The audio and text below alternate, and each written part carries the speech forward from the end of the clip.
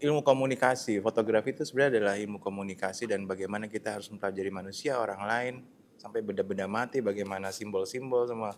Work plan sama ngasih ya work plan dan media komunikasi kita sama klien sebenarnya. Kita kerja sama klien juga sebenarnya output sama lah ya, kita sama-sama punya outputnya adalah foto gitu. Tapi kan experience dari perjalanan kita dari brief sampai delivery itu kan proses panjang ya. Setiap hari itu kayak ketemu tantangan baru lagi. Jadi setiap kasus kan kita bisa selesaikan dengan cara beda-beda nih. Jadi itu tantangannya sih sebenarnya yang menyenangkan, dapat kayak challenge untuk menyelesaikan masalah.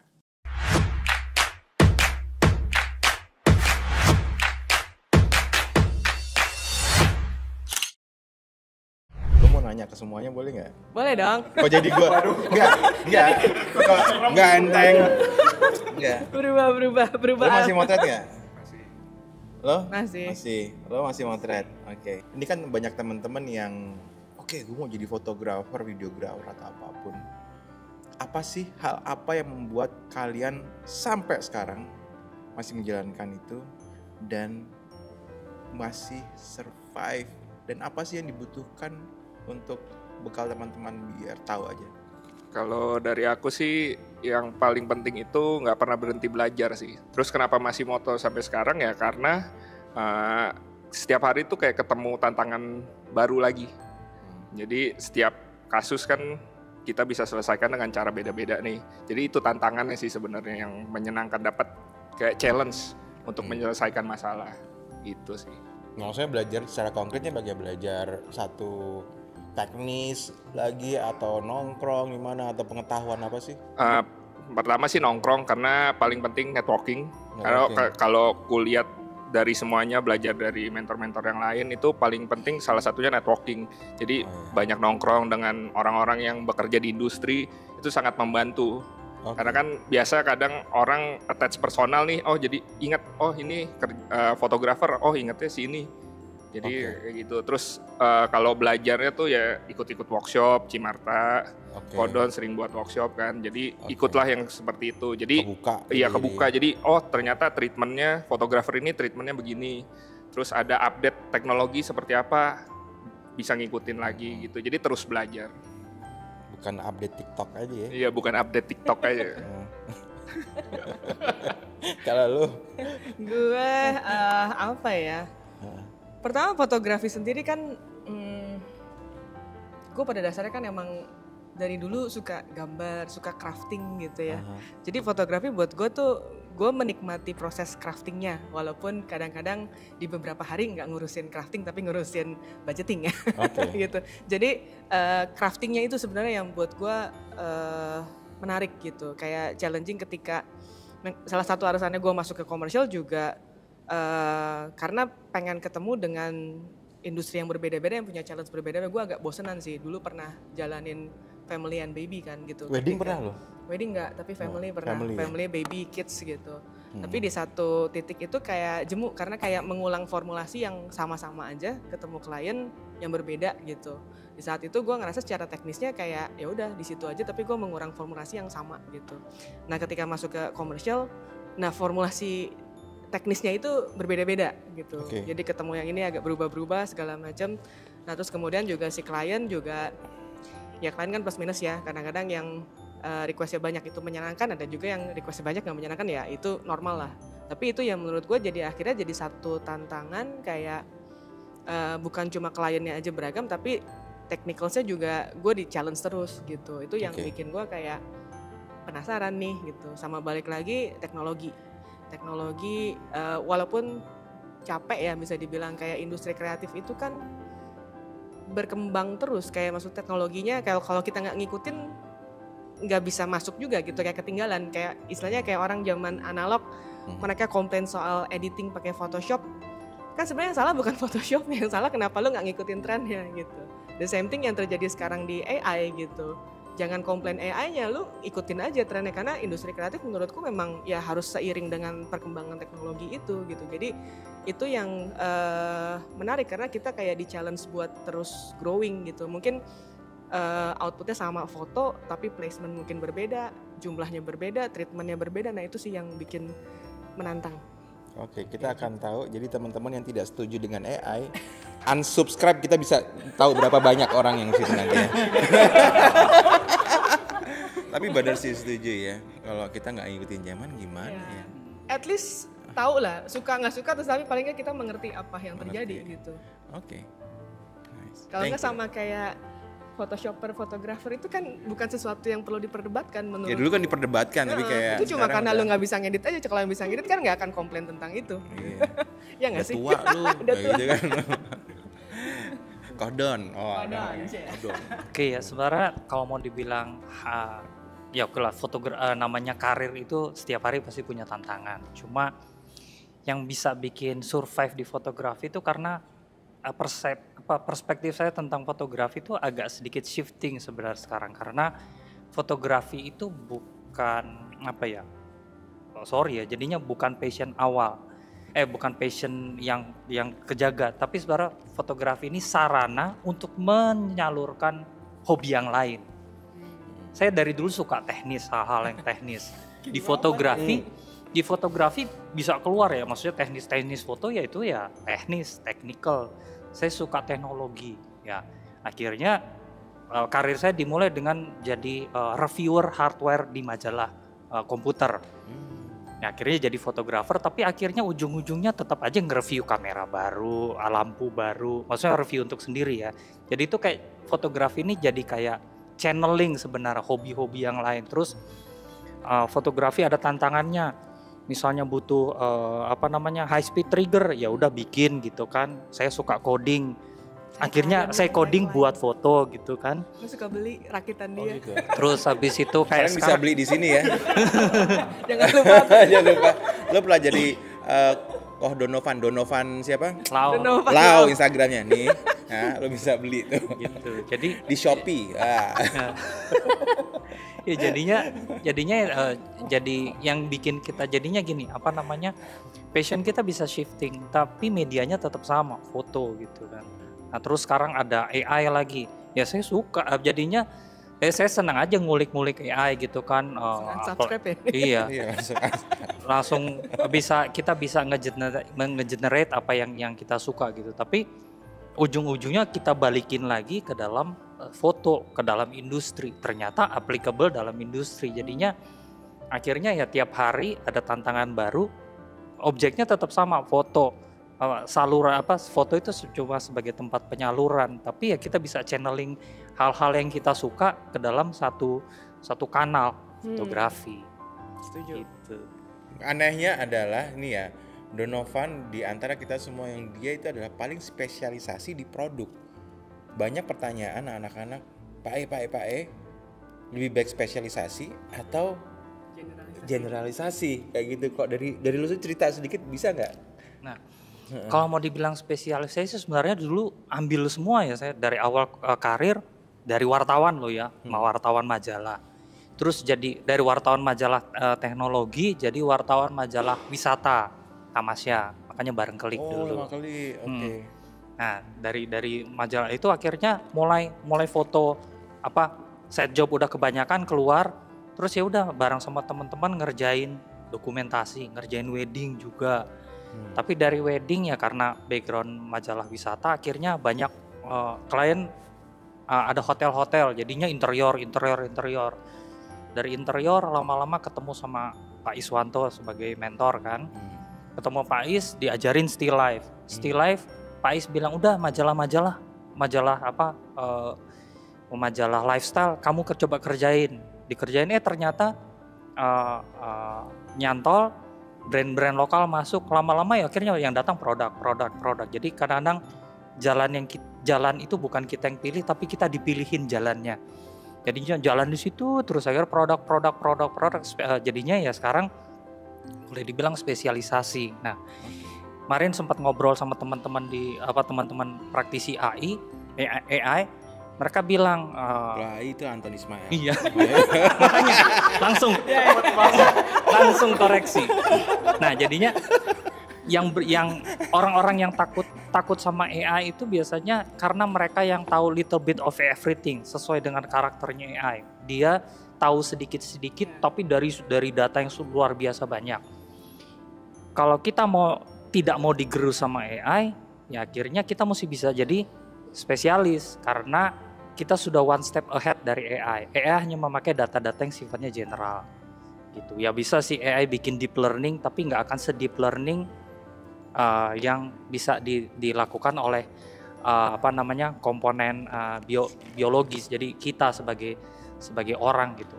Ya itu yang memang masih barrier-nya AI sampai sekarang. Jadi ya itu nasihat mereka, jangan jadi little bit of everything, jadi one thing tapi jadi tapi spesifik begitu. Kesimpulannya simpulkan sendiri. Nanti gue lihat bagaimana lo ngedit ya. Oke. Di persepsi gue, lo harus tahu semuanya dulu nih, biar perspektif lo terbuka. Nah, itu nanti kan karakter lo itu nanti akan ngebawa lo. Itu kan sebenarnya kayak pertemuan dengan orang-orang, dengan pertemuan dengan keilmuan yang banyak ini kan. Nanti karakter lo akan kebawa ke situ, benar nggak sih? Kita akan kebawa. Jadi tanpa kita sadari kita akan lama-lama mengerucut kok. Dan yang lebih jahatnya lagi, industri yang akan memilihkan kita kan. Yang datang ini lagi. Tapi masa kita tolak, ya kan? Sampai sekarang nggak ada yang mau foto dokumentasi ke saya. Portfolionya ada. Nggak ada yang corporate yang mau ke saya sama karakternya gini kok ini. Iya kan? Itu kan memilih itu kan. Kalau lo apa nggak jelas apa gimana? Gitu. Iya setuju sih, karena apa ya, nggak gampang juga buat nguasain the whole thing gitu. Kayak gue kan sebenarnya lebih ke potret.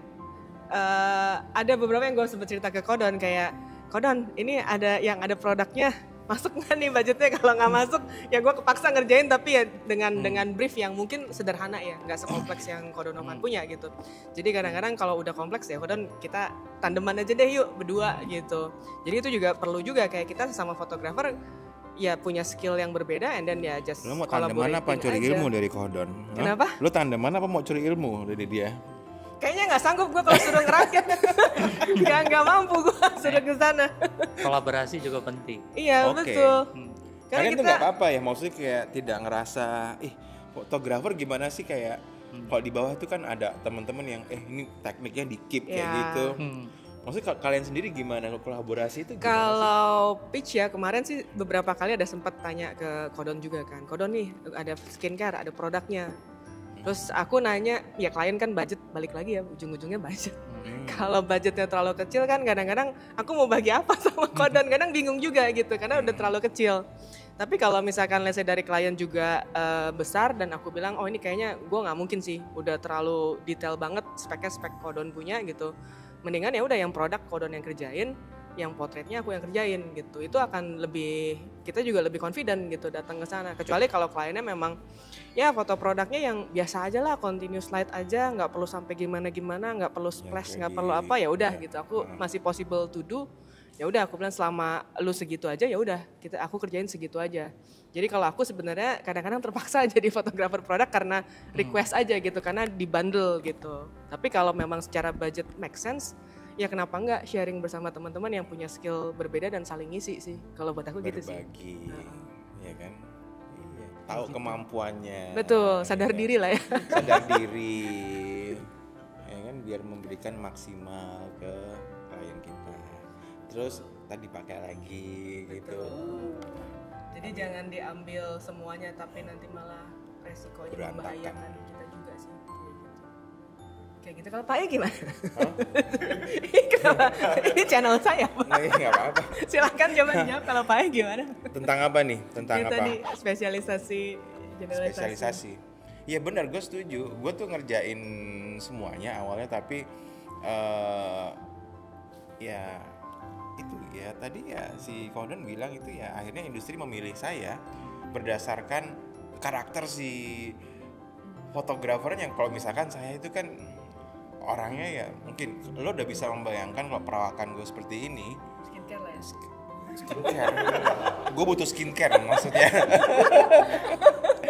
Jadi gue yang cukup dar der dor kayak gitu. Karyanya seperti apa, bagaimana kayak gue berkomunikasi dengan teman-teman, orang-orang itu akan ngebawa sendiri. Oh, Anton cocoknya fotonya yang lompat-lompat, yang lari-lari, yang di outdoor kayak gitu misalkan, yang energetik. Nah, jadi yang raw, yang mentah, yang tanpa terlalu banyak di compose misalkan seperti itu. Jadi brand-brand yang memang punya spirit seperti itu, katakan sama Pak E deh kayak gitu. Ya bisa jungkir balik bareng kayak gitu. Kalau misalkan foto produk jungkir balik nggak bisa, bahaya kayak gitu kan. Iya, betul. Ya itu. Misalnya kalau gue kayak gitu, dan akhirnya memang bukan spesialisasi, kayak genrenya udah kepilih kayak gitu sih. Iya. Gitu sih. Kalau lu gimana? Kalau dari aku sendiri sih sebenarnya kalau untuk awal-awal ya, aku sarankan sebenarnya nyoba semua dulu nih, biar kita tuh tahu perspektif foto ini begini, perspektif foto ini begini. Jadi ibarat kayak kita tuh punya pelurunya banyak nih. Nanti kita mau aplikasikan di satu spesialisasi, nah itu kita bisa gunakan. Itulah yang nanti akan membedakan kita dengan yang lain. Karena kadang kan kita belajar portrait ngapain sih tahu foto produk, belajar portrait ngapain sih tahu foto event. Jadi setiap genre foto tuh punya ilmu yang bisa kita pakai di satu spesialisasi gitu. Ini deh dari si kelas pagi lagi, kita kembali ke kelas pagi lagi. Jadi kalau buat Pak E sebenarnya awalnya kelas pagi ini di pagi hari dan ada yang di malam hari juga ya. Awalnya itu kelas gimana pagi sih? itu ya kan, fotografer itu tahu mulainya kapan, tapi berakhir selesai motretnya itu kadang nggak tahu jam berapa. Mau ngumpulin teman-teman kan, Pak, belajar yuk, belajar. Jam berapa? Gue motret, dia juga motret. Oke, selesai jam berapa? Jam 8 bisa nggak? Enggak, gue belum selesai. Ada yang bilang bisa, terus ternyata molor kayak gitu. Yaudah pagi aja lu, sebelum kita semua kerja, sikat kayak gitu. Makanya pagi. Jadi kita pagi-pagi kadang gue juga dibangunin sama siswa gue. Pak, diteleponin kayak gitu. Ayo, ini malas banget kayak gitu kan. Gila 18 tahun ya. Kadang tapi kayak gue ditarik kayak gitu, ayo semangat. Wah, semangat lagi, ayo semangat kayak gitu. Gitu sih. Susah gak sih? Karena 18 Susah. tahun ya. karena gue punya komunitas juga kayak baru 6-7 tahun kayaknya. Susah. Menjaga itu keep eksis dan aktif tuh gimana caranya? Sebenarnya kayak gini. Gue tidak berfilosofi sekarang ya. Gue sekarang cuma mikir bagaimana ini kayak seperti gue cuman konsisten melakukan satu hal ini terus menerus. People come, ada yang cabut juga. Tapi kalau tujuan lo emang sudah ingin berbagi, ya udah. Terus tetap mengkoreksi diri. Sebenarnya kayak gue bukan mengkoreksi kok ini biar lebih banyak lagi orangnya. Enggak. Gue mengkoreksi diri gue malahan. Oke, anak sekarang seperti apa ya Gensi? Yang diterima seperti apa ya? Sebenarnya itu adalah untuk menampung data-data itu. Gue belajar kayak gitu. Terus aja udah kayak gitu. Makanya di situ kan ya pada akhirnya itu ya orang nunggu lagi tiap tahun. Jadi it's not a blast, tapi ini karma gue. Kayak maksudnya kayak once you start you cannot stop. Jadi kayak gue capek lagi, tapi pada saat itu datang si anak-anaknya datang, masa lu nggak akan menyediakan waktu lu pada saat lu ada kayak gitu. Maksudnya kayak makanya itu kayak sebenarnya kayak energi terbarukan terus untuk gue, dan ya udah kayak nafas aja untuk gue. Itu aja sih. Kalau ini mungkin kita pernah ngobrol ya Pak ya waktu itu, kayak kan kadang-kadang ada siswa yang datang dan pergi kan, kadang-kadang begitu mereka pergi kan kadang-kadang kita juga pasti ada down-downnya juga dong, kayak aduh ini apa sih, kayaknya orang nggak tertarik atau gimana gitu. Apa sih yang bikin keep exist gitu? Apakah ada mereka dapatkan satu value yang dari kelas pagi sehingga kita jadi ya udah gue pengen jalanin terus gitu. Enggak, contohnya tadi gue juga cukup kaget misalkan Donovan, oke gue tahun 2000-an tadi gue cabut kayak gitu. Gue sangat mengerti, sebenarnya gue sadar dan menyadarkan diri gue setiap manusia memiliki prioritasnya untuk hidupnya, dan itu benar-benar sangat wajar. Misalkan si Donovan cabut bukan berarti dia belum tentu nggak fit in, tapi juga ada hal tanggung jawab dia yang dia harus kerjakan lebih penting. Nah, kayak gitu sih. Makanya kadang kita menyalahkan diri kita. Tapi sebenarnya kayak bukan itu. Sebenarnya bukan itu ya. Anak-anak juga gila. Gue harus kawin Pak, gue nggak bisa ikut kelas. Ya udah kawin aja lu, kayak gitu kan. Bener ada tuh. Lu ngapain izin gue? Lu kawin lebih penting gitu kan. Iya kan? Terus ada yang juga harus pindah tempat buat, jadi kayak ada urusan rumah tangga yang emang itu harus diselesaikan, ya kan? Mau ngapain lu kurang kerjaan ikut kelas pagi gitu kan? Itu. Iya, seru sih ya. Terus kalau apa ya? Dari dulu waktu dari pertama kali kelas pagi umur 1 gitu sampai sekarang 18, ada yang berbeda nggak sih? Ada. Apa tuh? Ada. Sekarang kita lebih, nah ini teman-teman, semuanya itu juga bisa survive pada saat kita membuat sebuah sistem dengan baik. Nah sekarang kita mencoba, ini pertama kali kayak mencoba untuk mensistemkan secara digital pendataannya semuanya macam-macam, dan sekarang perbedaannya juga kita bisa reach ke seluruh Indonesia kayak gitu. Jadi kayak dengan ada sebuah sistem itu hybrid, kita melakukan pengajaran secara offline dan online kayak gitu, dan kita mencoba untuk menstrukturkan materi-materi tersebut kayak gitu sih. Oke. Terus sama ini Pak, aku pengen nanya. Ada yang mau nanya nggak? Gue nanya sendirian tuh. Ini belum pernah aku tanyakan ke Pak E. Jadi kalau kayak di sidang deh. kayak sidang tesis.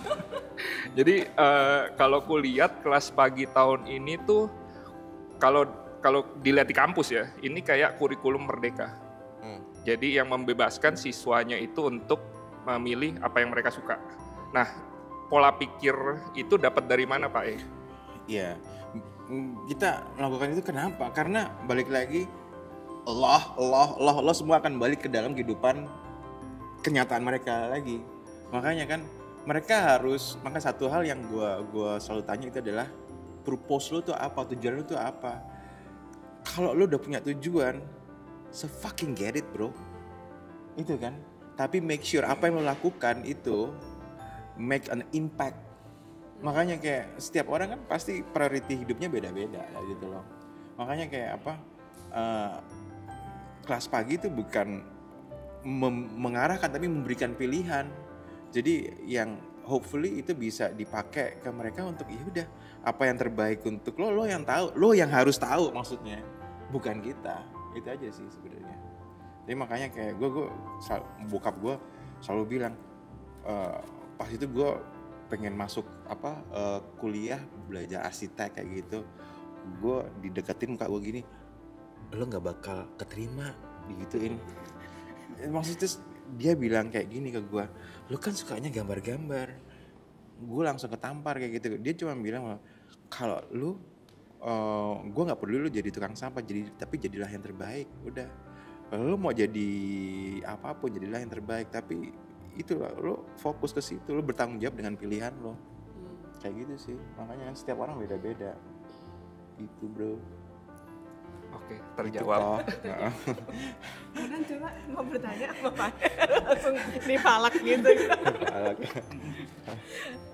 Pak E, ini kan kita junior ya hitungannya dibanding sama Pak E. Ada ini nggak sih advice Cel? Advice. Karena kan pasti ya balik lagi industri fotografi ini kan selalu bergelombang ya, maksudnya juga ada pasang surutnya juga, terus ada para pemain baru juga yang masuk, teknologi juga berubah gitu. Apa sih yang bikin Pak E tetap, udah berapa tahun sih Pak E di foto? Oh gila. 90 tahun ya? 90 tahun. 90 tahun sih, enggak gila. Dari tahun berapa gue ya? Dari belajarnya apa di industrinya? Iya, dari belajar kali ya. Dari industri juga boleh. Dari industri sendiri itu 24 tahun. 24 tahun. 24 tahun, kalau belajar ditambah 4 tahun lagi deh. Ya mau 30 tahun. Oh damn. Karena kan ada banyak juga yang kayak udah meninggalkan dunia fotografi ini. Juga meninggalkan dunia ini. Ya itu juga sih. Makanya kayak Donovan yang bilang itu sebenarnya ya hobi, ya kan? Pada saat itu jadi hobi, makanya kayak kalau gue bilang sih kayak gimana cara gue itu ya melakukan ini karena gue hobi. Misalkan gue sudah tahu bahwa gue akan jenuh ya.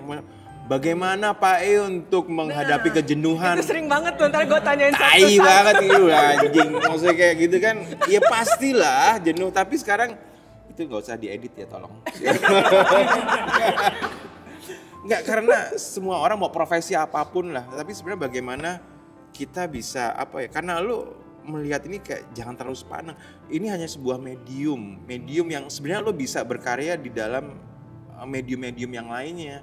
Lalu kalau capek ngopi dulu lah bro, udah tinggalin dulu aja kayak gitu. Tapi sebenarnya fotografi ini sebagai bahasa komunikasi gue. Jadi kayak gue nggak bisa ninggalin itu. Kayak lu bilang tadi si Kodon bilang itu. Makanya itu sih, makanya kayak oke, gue baru jenuh motret nih. Ya udah medium gue alihkan apa? Masak yuk, coba bagaimana. Tapi dengan pengetahuan fotografi gue bisa menciptakan masakan baru dengan teori keseimbangan itu misalkan. Yang tadi lo makan tadi itu, ya itu. Itu sih. Jadi kalau lo bosan ngapain? Sebenarnya intinya gitu kan, fotografi itu kayak cuma wujudnya doang. Tapi ya itu kita channeling apa yang kita suka dengan wujud foto gitu loh. Dari coding tiba-tiba bisa disambung-sambungin ke foto ya nyambung aja gitu kan. Misalnya kalau Pak E kegiatannya masak, tapi ujung-ujungnya yang makan anak-anak foto gitu kan, at least segampang semudah itu. Atau ya mix and match di otak tuh yang ya sebagai fotografer gitu loh. Jadi sebenarnya kalau jenuh pasti jenuh, apalagi yang namanya komersil ini kan sampai ada istilah racun komersil itu. Kalau kita lihat foto dan komersilnya bisa-bisa kita benci sama foto gitu kan. Tapi ya kita coba cari hal yang kita suka, cemplungin, disinggungin lah sama foto, at least kenalannya sama gitu kan, komunitasnya sama. Ya mungkin kalian tahu gue sebagai seorang fotografer, tapi lo nggak tahu kan gue dapat keuntungan dari kopi itu berapa dari anak-anak ini? 5 triliun sebulan. Enggak bercanda. Habis itu ditelepon pajak. Oh iya. Ya nggak mungkin 5 triliun. 5 triliun jualan kopi kayak gini. Gue udah bayar pajak bro. Tapi nggak 5 T. Oh enggak, 5 triliun juga nggak mungkin. Hah? Lu tahu nggak me time-nya Kodon ngapain? Coding. Gue pernah nanya dia, Kodon kalau me time lu ngapain? Coding Jack. Bikin robot buat anak. itu hebat banget loh. Makanya gue nggak mungkin bisa nyuri ilmu dari dia, nggak mungkin bang. Suruh ngitung tambah-tambahan aja nggak sanggup gue. Waktu TK ditanyakan biasa. Orang tua profesinya apa? Buat robot lo, anak gue nulis. Buat robot. Karena tiap hari dia masuk ke kamar kerja, ya itu yang kelihatan itu. Terus endingnya setelah selesai akhirnya jadi robot buat dia mainin. Akhirnya ya udah, pekerjaan papa apa? Buat robot. Lately SD baru dia ngerti, oh foto ternyata. Oh, iya. Sangar. Lo me time lo ngapain, Vin? Kalau me time biasa ngapain ya? Nonton sih palingan, ya biasa standar lah nonton, nggak kayak coding. Itu udah nambah masalah, udah hidup punya masalah, nambah masalah kalau coding loh. Me time gue nanam pohon apa hubungannya sama pohon? Iya. Ini sih juga nanam pohon. Iya. Lo gak nanya gue? Iya, me time-nya apa?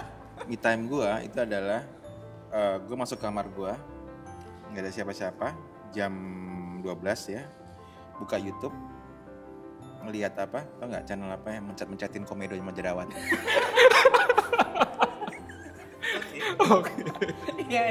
Itu bener-bener kayak ada buat nggak mikir, satisfying ya, diem aja nggak mikir gitu loh. Terlalu banyak mikir gue udah. Beneran. Lo lihat ya itu baru itu video-video kayak gitu baru diposting itu yang ngeliat udah berapa million, itu kan bukan gua doang. Iya kan? Iya benar.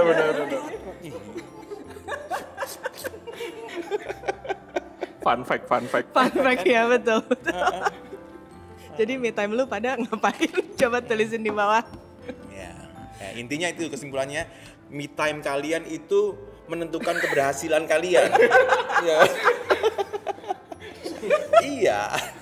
Me time mencet komedo. Kalau me time-nya mengganti channel fotografi kayaknya dia bukan fotografer. Iya. Dia baru belajar. Oke, jadi buat teman-teman mungkin yang penasaran pengen join kali ya kelas pagi gitu. Nanti aku kasih link di bawah sini. Jadi buat teman-teman nanti cari informasinya di sana. Bapak kepala sekolahnya di sini. Ada pesan dan pesan, Pak? Enggak ada. Gue semakin tua semakin nggak pengen ngomong. Udah lakukan aja semuanya lo mau lakuin, terserah lo. Yang penting bener-bener itu aja udah. Iya, setuju. Ya. Kalau lo mau mainnya yang bener-bener, nanti pada akhirnya jadi bukan main. Wah mantap tuh. Bukan main. Ya. Bisa. Kopi yang bagus. Iya itu. Oke, buat teman-teman yang masih mau nanya seputar Pak E, Donovan, Levin, dan juga Gala yang sudah meninggalkan kita bersama ini, tulisin di kolom komentar, nanti kita akan bahas lagi, barangkali ada episode berikutnya kali ya Pak E. Kantor deket sebenarnya di sini, siap. Tinggal ngesot doang. Oh iya, mau itu, gue minta teman-teman yang di ruangan ini, gue mau terima kasih kepada teman-teman mentor yang di sini. Untuk yang lain, tepuk tangan dong. Thank you. Masih gitu ya. Kurang keras. Bakar. Berantakan nih editnya. Oke, so thank you for watching. Kelas pagi, bakar. Yuk, bye. Bye. Yuk, bye.